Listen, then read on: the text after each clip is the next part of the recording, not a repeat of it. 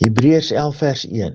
Die geloof dan is 'n vaste vertroue, hypostasis, op die dinge wat ons hoop, 'n bewys van die dinge wat ons nie sien nie. In hierdie skrif is daar 'n Griekse woord, naamlik hypostasis, wat aan ons die idee oordra dat die geloof hier ter sprake 'n tasbare of stewige fondasie is vir die dinge wat gehoop word. Hypostasis het die betekenis as iets wat van onderaf ondersteun. Die prefiks hupo beteken onder, van onder of aan die onderkant. Die laaste deel van die woord hestemi beteken om te staan. Hypostasis beteken is om te staan op dit wat van onderaf ondersteun, soos 'n fondasie. Die fondasie word neergelê, vele dae daarna word die gebou bo op die fondament gebou.